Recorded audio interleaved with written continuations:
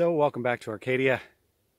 It is the middle of winter, dead February. We're actually in the middle of a beautiful spell of warm weather, but it's about to get real cold again.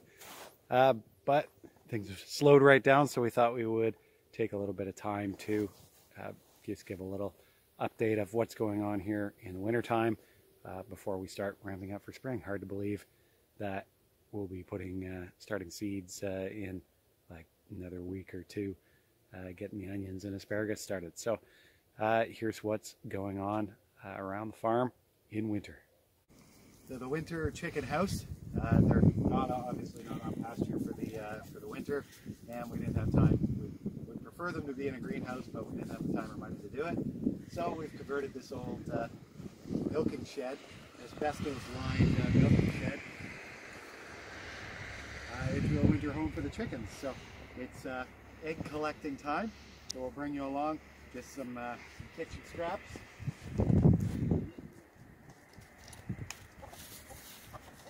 And that'll distract them. Come on inside.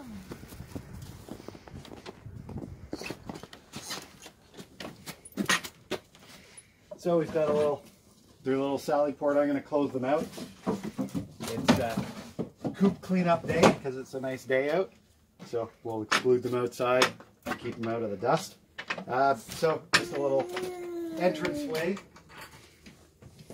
It was built out of old scrap material. A neighbor helped us to rewire because this stuff, it's like asbestos lined aluminum wiring.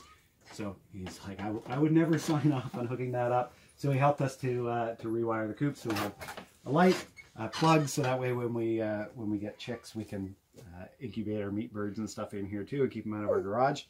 But basically lined the walls with 3/8 plywood, built just out of some old scrap lumber, built a nice perch for them. And then there's a little bit over a foot of wood chips. It was closer to 15 inches when we put it in.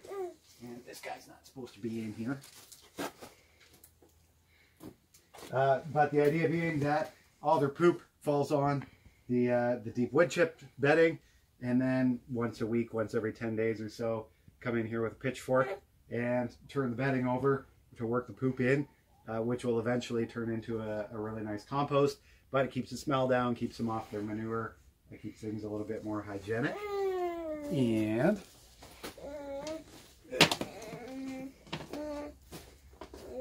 heated water hung from the ceiling. They're about due for a top up of water too.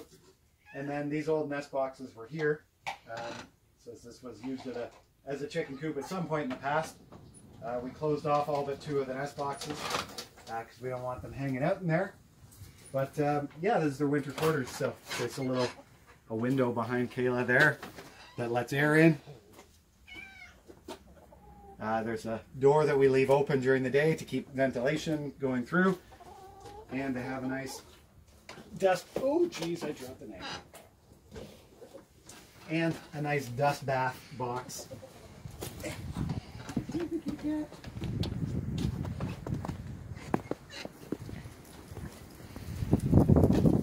Nice dust bath box to bathe in all winter long.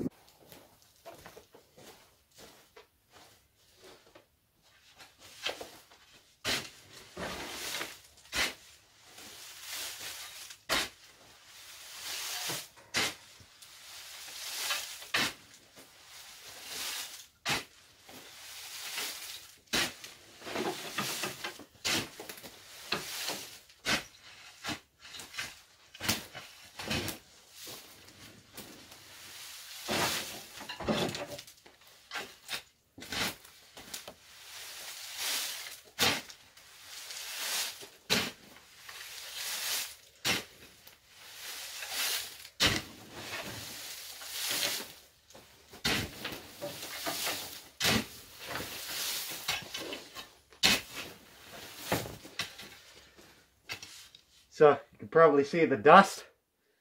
That's why I got the mask on. That's why we leave the chickens outside. Because wood chip, fungus, and chicken manure dust, probably not something you want in your lungs. So after a little bit of a workout, this is what the bedding looks like all turned. And the manure, nowhere to be seen, nowhere to be smelled. This will turn into a fine compost for our orchards in the spring.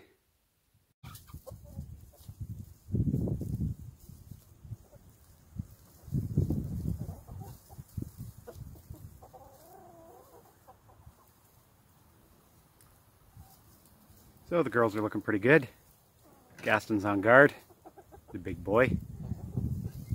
Other than a little bit of frostbite here and there, they're pretty content birds. So I'm pretty happy with this setup.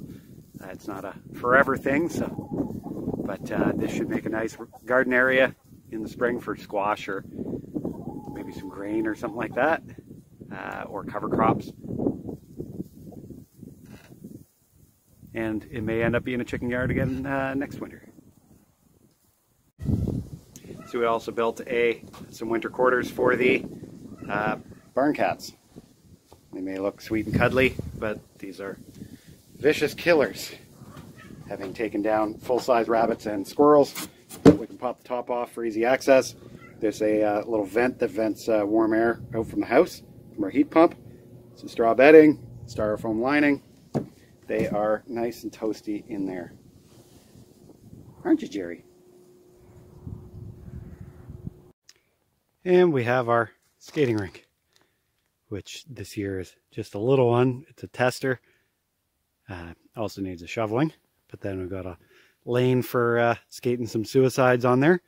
And we just got a new sump pump, so we're gonna have to experiment with flooding it this year, and then hopefully next year we can host some games in February. So one of the real advantages of wintertime is that we can access parts of the farm that we don't come to in the summertime, like our Cedar Forest here, which is all pretty soupy and swampy. We've got 5 springs on the property, and most of them run through here and draw from here. And it's way too buggy 9 months of the year to get in here, but wintertime, it's nice to come back and see what the foxes and skunks and deer and Theodore have been up to.